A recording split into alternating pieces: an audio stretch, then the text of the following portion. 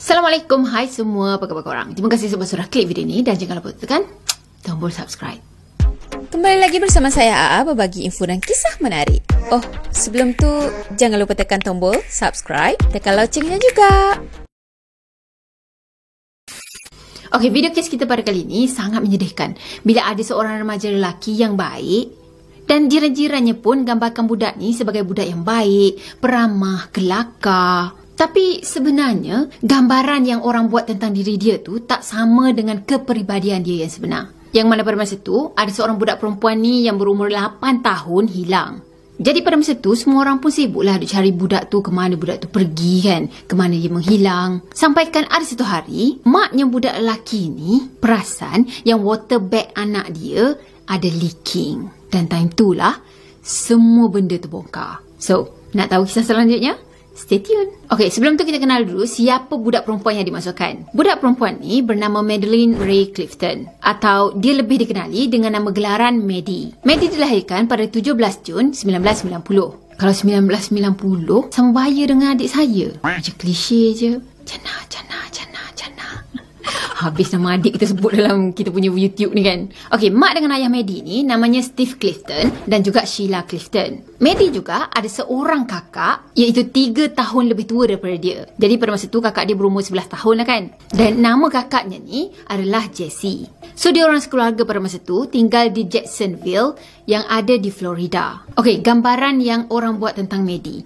Maddie ni dia seorang yang sangat baik. Dia behave, selalu senyum. Dan bila bercakap dengan orang tua, dia sopan je. Dia sendiri ambil kelas piano dan juga kelas menari. Cuma dia bukan jenis yang ballet girl macam gitu je, tapi dia juga sangat aktif dalam bersukan. Pada masa tu, dia main basketball dan juga football. Jadi Maddie, dia sangat-sangat rapat dengan kakak dia, Jessie tadi. So dia orang memang selalu habiskan masa bersama, selalu main sama-sama. Yelah, lepak sama-sama macam tu kan. Sampaikan Jessie cakap apa tau. Dia cakap Maddie ni seolah-olah macam kembar dia dah. Kalau nak buat apa-apa, mesti dia orang akan buat sama-sama. Okey, masa Maddie berumur 8 tahun tu, dia dan juga kakak dia ni bersekolah di sekolah San Jose Catholic School. Jadi aktiviti biasa yang diorang ni buat bila balik daripada sekolah je, diorang akan siapkan kerja sekolah dulu. Biasanya sehari-hari tu, aktiviti diorang bila balik je sekolah, diorang akan siapkan kerja sekolah dulu. Dah siap kerja sekolah tadi, diorang akan berlatih piano dalam 20 ke 30 minit. Dah settle semua tugasan, barulah diorang akan pergi main. Memang dah jadi rutin diorang lah macam gitu. Kalau diorang pergi main pun, diorang pergi main dekat depan rumah diorang, macam adalah halaman-halaman sikit kan. So diorang melepak dekat situ. Kadang-kadang tu pergi rumah kawan-kawan dia yang jiran-jiran ni. Bila tiba waktu makan malam je, diorang akan balik. Okey, pada 3 November 1998, hari ni pun macam biasa, macam rutin yang hari-hari yang lain. Lepas Maddie siap je kerja sekolah, dia keluar nak main. Cuma pada masa tu, dia keluar dulu daripada rumah sebab Jessie masih lagi ada kerja sekolah yang perlu disiapkan. Kebetulan pula hari tu kerja sekolah Maddie ni macam sikit je. Dah beberapa minit lepas tu, Maddie tadi masuk balik dalam rumah. Lepas tu dia sibuk-sibuk duk cari bola golf. Katanya dia nak main dengan bola tu. So dalam masa yang sama tu, Jessie tadi pun pergilah tolong Maddie. Pergi tolong adik dia untuk cari bola golf. Kat mana bola golf tu kan? Dah jumpa bola golf tadi, dia pun bagilah dekat Maddie ni. Dan Jessie pun sambunglah belajar piano. Jadi pada masa tu, Maddie je lah yang keluar daripada rumah dan main dengan bola golf tu dekat halaman rumah dia. Tak lama lepas tu, mak dia orang, Sheila tadi, dia pun sampailah kat rumah kan. Katanya pada hari tu, dia baru balik daripada pergi mengundi. Jadi Maddie yang nampak maknya baru sampai balik, Maddie tadi pun pergilah jumpa dengan maknya dulu. Dan ditanyalah, boleh ke tak kalau dia nak pergi main kat luar? Dah tu, mak dia cakap, okey, boleh. Dan dia pun keluar ikut pintu depan. Dan katanya itulah kali terakhir diorang sekeluarga nampak kelibat Maddie. Okey, dalam jam 6.30 petang, Sheila minta Jessie untuk pergi panggilkan Maddie. Sebab yelah makan malam semua dah siap dah. Dan semua orang pun macam tengah tunggu Maddie je lah. Tapi petang tu sampai kesudah, Jessie tak jumpa kat mana Maddie. Petang tu juga, Sheila pergi cari anak dia satu taman tau. Taman perumahan yang macam kejiranan diorang tu lah. Dah, dia pergi ketuk satu-satu rumah kan. Tanya, ada nampak Maddie ke tak? Ada nampak Maddie ke tak? Tapi seorang pun tak ada yang tahu kat mana Maddie berada. Hari tu juga, Sheila telefon 911 untuk laporkan tentang kehilangan anak dia. Masa tu, pencarian dibuat secara besar-besaran tau. Ramailah yang tolong turun padan sekali untuk cari anak dia. Yelah, dengan anggota polisnya, dengan kejiranan situ, orang-orang awam, ramai yang turut tolong untuk mencari kat mana Maddie berada. Diorang pergi cari itu sampaikan dekat dalam hutan yang berhampiran tau. Dah tu diorang tolong sebarkan flyers untuk semua orang yang diorang jumpa. Dan kes ni sendiri heboh satu Florida. So masa tu kes ni dah jadi satu kes yang berprofil tinggi lah, sebab kes ni dah viral. Mana taknya diorang tawarkan duit sebanyak $100,000 kepada mana-mana pihak yang ada info tentang Maddie. Antara yang turut serta dalam proses pencarian tu termasuklah salah seorang jiran diorang yang tinggal bertentangan dengan rumah diorang.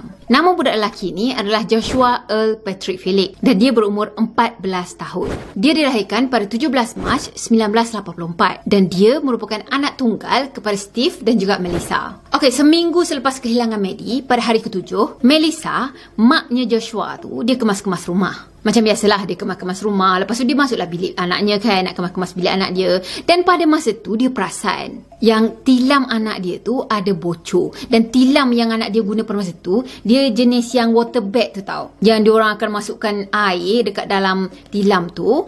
Lepas tu barulah diorang akan pergi tidur atas tu. Macam berdenyut-denyut lah juga kan. Jadi mula-mula tu mak dia cuma fikir, oh mungkin ada bocor tak. Tapi kenapa air ni macam pelik semacam je? Mungkin air yang bocor ni lah yang buatkan bilik anak dia tu bau semacam je. Sebab kebetulan memang pada masa tu bilik anak dia tu ada satu bau yang sangat tak menyenangkan. Pelik tau baunya. Kalau dah ada mayat dalam bilik tu, dah dia pergi cek kat dalam tilam tu, dia nampak yang tilam tu dah pun ditip tau. Seolah-olah macam memang tilam tu ada tempat yang bocor. Lepas tu anak dia ni dah pergi tip dah, tak nak bagi bocor. Dah tu mak dia tadi pun bukalah cadar tilam tu kan. Sebab yelah nak baiki apa yang patut. Bila dia buka cadar tilam tu, masa tu lah dia terkejut sangat. Sebab dia nampak ada mayat seorang budak ada dekat dalam tilam water bag anak dia. Dah, Melissa tadi pun tak fikir panjang. Dia terus keluar dari rumah dia dan dia pergi ke arah rumah Maddie. Kebetulan pula depan rumah Maddie tu memang ada polis yang tengah menjaga dekat situ. Ya kan ada kes orang hilang. Lepas tu kes ni pun baru lagi. Jadi pada masa tu masih lagi ada pegawai polis yang ditugaskan untuk menjaga rumah keluarga Maddie ni. Dah, Melissa tadi, dia pergi jumpa dengan pihak polis tu. Dia panggil pihak polis tu masuk ke dalam rumah dia, pergi cek keadaan water bag anak dia tu. Masa tu lah pihak polis jumpa mayat seorang kanak-kanak perempuan yang dalam keadaan telanjang bulat. Kanak-kanak tu hanyalah berstoking dan juga bajunya ni dah tersekat dekat bahagian leher. Seolah-olah macam nak buka baju macam gitu kan, lepas tu tersekat dekat leher macam tu lah. Dalam masa yang sama, pihak polis jumpa senjata pembunuhan iaitu kayu baseball dan juga pisau lipat ada dekat dalam bilik tu. Diorang juga jumpa satu poster Maddie yang anak lelaki dia tu, si Joshua tadi, dia pergi tampal poster tu dekat rak buku yang ada dalam bilik. Poster pencarian tu lah. Tak lama lepas tu, pihak polis confirm yang itu adalah mayat Maddie. Jadi selama ni, Joshua menipu lah. Padahal pada masa tu, dia sama naik tau mencari Maddie ni. Rupa-rupanya, ini semua kerja dia. Lepas mayat Maddie tadi dijumpai, pada hari yang sama juga, pihak polis pergi ke sekolah Joshua dan tangkap Joshua dekat sana. Lepas dia kena tangkap tadi, Joshua buat pengakuan. Sebenarnya pada hari tu, Maddie dia main seorang-seorang dekat laman depan rumah dia. Dah tu Maddie tadi pun pergilah ketuk satu-satu pintu rumah kawan-kawan dia. Tapi tak ada seorang pun yang nak bermain dengan dia pada petang tu. Dan last kali, Maddie tadi dia pergi ketuk pintu rumah Joshua. Ajak Joshua untuk main sama-sama. Dah Joshua cakap masa tu dia tolak permintaan Maddie sebab mak dengan ayah dia tak benarkan dia keluar. Dah tu, dia sendiri pun tak boleh nak benarkan kawan untuk masuk ke rumah dia sebab mak dengan ayah dia tak ada dekat rumah masa tu. Tapi lepas tu, dia tukar fikiran. Dia cakap, jomlah kalau nak main. Dah, dia pun ajaklah Maddie tadi pergi ke belakang rumah dia untuk bermain baseball. Joshua cakap, mula-mula tu semuanya okey je. Sampailah satu masa tu, dia pergi pukul bola baseball tadi dan bola tu terkena kepala Maddie. Masa tu, Maddie menangis tak henti-henti tau. Dan kepala Maddie pun dah berdarah-darah dah. So, Joshua tadi, dia panik. Dia tak tahu nak buat apa. Dia tahu yang dia ada masalah yang besar sekarang ni. Sebab dia sepatutnya tak boleh pun nak bermain dengan Maddie. Dia tak boleh nak keluar daripada rumah. Tapi dia tak patuh dengan arahan mak ayah dia. Dah, Tiba-tiba je akal dia jadi pendek. Lepas tu dia pergi seriknya Maddie tu masuk ke dalam rumah dia. Dan dia bawa Maddie pergi ke bilik dia. Masa tu dia cubalah pujuk Maddie ni supaya jangan nangis, berhenti nangis. Tapi Maddie tetap juga menangis sebab kesakitan. Dan Joshua tadi dia pergi menjerit-jerit ke arah Maddie tau. Lagilah budak tu menangis. So masa tu dia dah tak tahu dah nak buat apa, dia blur. Dia cuma nak settlekan masalah ni cepat-cepat. Jadi dia pun pergi ambil kayu baseball, dia pergi pukul kepala Maddie sebanyak 2 kali. Dah tu dia sorokkan mayat Maddie ni ke dalam water bag. Bayangkan dia sorokkan mayat Maddie dalam water bag dia kan. Lepas tu dia pula yang tidur dekat atas water bag tu. Ya Allah, kau tidur dengan mayat weh. 14 tahun kan, pendek akalnya. Okey, satu hal yang mengejutkan, sebenarnya keluarga Maddie dah tak benarkan anak-anak diorang untuk berkawan dengan Joshua. Sebab Joshua dia pernah melawak lucah dengan Maddie dan juga Jessie. Joshua 14 tahun, Jessie 11 tahun dan Maddie 8 tahun. Tapi dia boleh pergi melawak lucah tu tau. So sebab itulah mak ayah Maddie dan juga Jessie ni dia tak benarkan anak-anak diorang dekat dengan Joshua. Tak bagi kawan langsung. Dan sebenarnya Joshua ni dah lama dah ada hati dengan Jessie, kakaknya Maddie. Cuma cintanya ditolak. 14 tahun, belajar dulu. Dah lepas cinta ditolak tadi, masa itulah dia tak puas hati. Dan mulalah dia buat hal. Dia buat hal tu bukan dengan Maddie dengan Jessie tu tau, tapi dengan keluarga Maddie sekali. Mak ayah dia orang pun turut terbabit. Okey, bayangkan Joshua dia pernah selinap masuk ke dalam rumah Maddie dengan pecahkan cermin tingkap. Dah pecah tadi, dia masuk ke dalam rumah tu. Lepas tu dia pergi stapler semua perabot yang ada dekat dalam rumah tu. Nak ceritanya betapa tak puas hatinya dia, lepas tu betapa dendamnya dia, sampaikan dia buat hal-hal yang vandalism macam itu. Vandalism harta awam. Ni bukan harta awam, ni harta orang lain. Jahat lah, perangai jahat je lah. Dia pergi stapler dengan stapler dinding tu tau, stapler yang besar tu kan, berkang macam tu kan. Dan sebenarnya diorang ni macam tak tahu pun Joshua yang buat kerja ni semua. Cuma diorang syak lah Joshua yang buat, sebab diorang memang ada masalah. Dan tak ada pun harta-harta yang berharga dekat dalam rumah tu yang hilang, kecuali kesan-kesan stapler dekat semua perabot dalam rumah. Okey, hari yang lain pula. Masa tu mak dengan ayah Maddie ni ada dekat rumah. Dan tiba-tiba je diorang terdengar macam ada seseorang dekat tingkat atas rumah diorang. Macam ada bunyi macam itulah kan. So diorang pun pergilah cek tengok siapa yang ada kat atas. Sebab diorang tahu anak-anak diorang tak ada pun dalam situ. Masa diorang pergi tengok tu, rupa-rupanya Joshua yang ada dekat dalam bilik Jessie tau. Tapi Jessie tak ada pun dekat dalam bilik tu. So maksudnya Joshua tadi pergi selinap masuk ke dalam rumah diorang semata-mata untuk masuk ke dalam bilik Jessie. Berani kan? Mak ayah Maddie ni percaya yang pada masa itulah Joshua pergi curi gambar Jessie. Yang mana pegawai polis jumpa gambar Jessie ni ada dekat dalam bilik Joshua masa pihak polis geledah bilik Joshua tadi. Okey, setakat ni pihak polis tak pasti betul ke apa yang Joshua ceritakan tu adalah kebenaran. Dia tak tipu, dia tak reka-reka semua kan. So pasukan forensik pun diarahkan untuk pergi ke tempat kejadian. Dan pasukan forensik dapat kena pasti yang dekat dalam bilik tu penuh dengan kesan darah. Diorang jumpa kesan darah dekat bahagian shilling, dekat kasut Joshua. Dah tu adalah beberapa tempat lagi.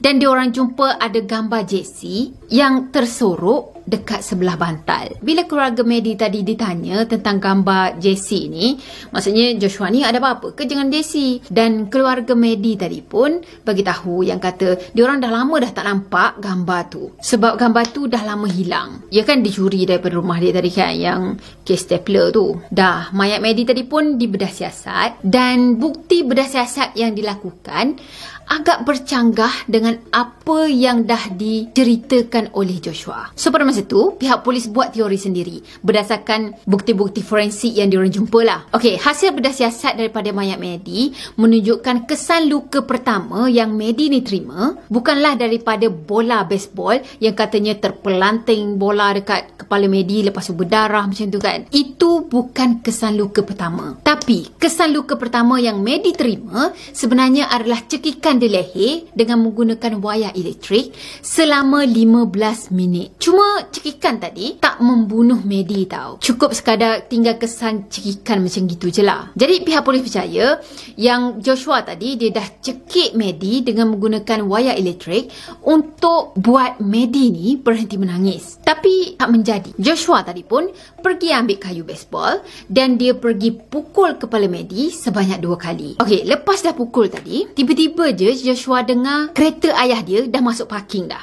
Sudah, ayah dia dah balik. Masa tu juga dia ingatkan yang Maddie ni dah meninggal lah. Dia pun masukkan mayat Maddie tadi dekat dalam tilam air dia ataupun water bag tu, kononnya untuk sorokkan mayat Maddie tu. Okey, dah settle semua tu, dia pun turun. Lepas tu jumpa dengan ayah dia. Buat-buat macam tak ada apa-apa pun yang berlaku. Okey, tak lama lepas tu dia naik ke bilik balik. Masa ni lah dia dengar suara Maddie yang tengah mengerang kesakitan. Time tu lah baru dia sedar yang kata sebenarnya Maddie ni belum lagi meninggal. Okey, menurut pakar, kalau dia biarkan je Maddie macam gitu, Maddie tetap juga akan meninggal. Tapi kesengsaraan yang Maddie alami itu makin panjang. So, pada masa tu, Joshua dia keluarkan balik Maddie dan dia pergi ambil pisau lipat dia. Dia tikam leher dan juga dada Maddie sebanyak 11 kali. Katanya 2 tikaman di bahagian leher dan selebihnya di bahagian dada. Lepas dia dah yakin yang kata Maddie memang dah meninggal dunia, barulah dia masukkan balik mayat Maddie ni ke dalam water bag tadi. Ingat lagi tak yang saya cakap? Maddie dijumpai dalam keadaan telanjang bulat dengan hanya berpakaian stocking je dan juga bajunya ni dah sampai leher dah. Macam nak terbuka macam itu kan. Nampaklah gambaran kat situ macam ada penderaan seksual ke ataupun ada something lah happen kan. Tapi bila dibuat bedah siasat, tak ada pun tanda-tanda serangan seksual yang berlaku. Bila pihak polis tanya Joshua, kenapa mayat Maddie dalam keadaan telanjang? Dan Joshua cakap apa tahu? Masa saya heret dia naik ke atas, kan sebelum tu dia main dekat belakang rumah Joshua kan. Lepas tu dia seretnya Maddie ni masuk ke dalam rumah dia sampailah dekat dalam bilik dia. Joshua cakap, masa saya tarik dia tu, baju Maddie ni tertanggal satu-satu. Mula-mula tu seluar yang tertanggal, lepas tu pakaian dalam, dah tu baru kasut dia yang tertanggal. So marilah kita sama-sama berfikir logik ke tak apa yang diterangkan. Biasalah 14 tahun kan. Pihak polis lagilah tak percaya. Tak pernah pula dia orang dengar seret badan manusia sampai kan boleh tertanggal semua pakaian. Elok je satu-satu pakaian yang tertanggal tau. Dah tu semua pakaian tadi sebenarnya ada dekat dalam water bag yang sama. Tapi katanya ada dekat sebelah sana mayat. Maksudnya mungkin dia masukkan pakaian dulu, barulah dia masukkan mangsa ni. Satu hal lagi, ingat lagi tak? Dia tikam Maddie 2 dekat bahagian leher dan 9 dekat bahagian dada kan. Jadi 11 semuanya kan? 9, 10, 11, ya betul. Tapi pada masa tu, bila pihak polis cek baju yang Maddie pakai, tak ada pun kesan tikaman pada baju tu. Maksudnya apa? Maksudnya Maddie dah memang telanjang pun masa tu, barulah dia pergi tikam Maddie. Malah tak ada langsung kesan rumput ke, kesan tanah ke dekat baju Maddie, dekat mayat Maddie. Memang tak ada langsung. Ya kan katanya dia seret tadi kan. Sepatutnya adalah kesan-kesan tanah ke. Dan satu hal lagi, agak tak mungkin tahu dia orang nak pergi bermain baseball dekat belakang rumah Joshua tu. Sebab menurut Jessie, dekat belakang rumah Joshua tu dah penuh dah. Maksudnya tak ada pun kawasan lapang dekat belakang rumah Joshua tu. Sebab kat situ dah ada satu kolam renang dan ada sikit je ruang yang untuk main. Tak mungkin diorang boleh main baseball dekat kawasan tu. Jadi logik-logiknya kalau diorang main juga baseball dekat belakang tu, maksudnya diorang nak kena melintasi kolam renang tu lah. Yang seorang duduk sebelah sini, seorang duduk sebelah sini. Lepas tu main baseball macam tu. Impossible lah kan. Tak lama lepas tu, pihak polis mula siasat komputer milik Joshua. Time ni lah Joshua bergegak. Ya, masa ni lah pihak polis dapat tahu yang kata setengah jam sebelum kejadian tu berlaku, Joshua tengah menonton video lucah. Bukan yang biasa-biasa tau, tapi yang jenis ganas-ganas yang melibatkan kanak-kanak. Malah katanya kanak-kanak yang lebih muda daripada Joshua ni. Saya pun tak tahu ada ke macam itu. Seram kan, dia baru je berumur 14 tahun, tapi sampai dah ke situ dah dia punya advance tu. Okey, lepas dah Joshua buat pembunuhan tadi, dia boleh pergi sambung menonton video lucah tu selama setengah jam. Dah, ada bukti tadi yang kata Joshua menonton video, lepas tu buat serangan semua, daripada forensik pun dah ada. So pihak polis mula buat teori diorang sendiri. Pihak polis berpendapat sebenarnya Joshua ni lah yang dah berdaya Maddie dengan baseball, sampaikan Maddie masuk ke dalam rumah Joshua dan masuk ke dalam bilik Joshua, dan time tu lah Joshua pergi buat serangan seksual kepada Maddie. Cuma keluarga Maddie ada buat statement, kata Maddie ni seorang anak yang sangat patuh. Tak mungkin dia akan masuk ke rumah Joshua sebab mak ayah dia dah larang dia dah daripada bergaul dengan Joshua. So kalau pihak polis buat teori yang kata mungkin Joshua dah berdaya Maddie dengan baseball semua tadi, keluarga Maddie pun percaya mungkin itu boleh berlaku. Okey, lepas dah Joshua ajak Maddie ni masuk ke dalam rumah dia, masuk ke dalam bilik dia tadi, masa itulah dia telanjangkan Maddie dan dia nak buat serangan seksual macam tu. Tapi Maddie yang dalam keadaan ketakutan, dia menangis tak henti-henti. Dari situlah Joshua ni mula tak tahan. Dia suruh berhenti menangis, tak berhenti. Dia suruh diam, tak diam-diam juga. Joshua sendiri pun dah panik dan sebab itulah dia pergi bunuh Maddie. Okey, pihak polis juga berpendapat lepas dah seminggu kematian Maddie, bilik Joshua mula keluarkan satu bau yang sangat tak menyenangkan. Masa itulah Joshua mula beli bau-bauan yang mungkin boleh menghilangkan bau tu semua. Tapi of course lah tak hilang. Dah tu pihak polis pun tanyalah dia kan, tanya Joshua ni, habis tu apa plan kau sebenarnya untuk masa akan datang? Takkanlah kau nak biar je mayat ada dekat situ, lepas tu kau nak tidur selama-lamanya dengan mayat tu? Tak mungkin kan selamanya kau nak jadikan tilam kau tu sebagai kubur. Dan Joshua cakap apa tau, dia tak fikir apa-apa pun, dia tak ada plan apa-apa pun. Mungkin dia akan ignore je semua benda tu, macam masalah-masalah lain yang pernah dia timbulkan sebelum ni. Sebab memang perangai dia, kalau dia tak dapat nak selesaikan masalah, sesuatu masalah tu, dia akan tinggalkan masalah tu macam tu je. Perfect. 14 tahun kot.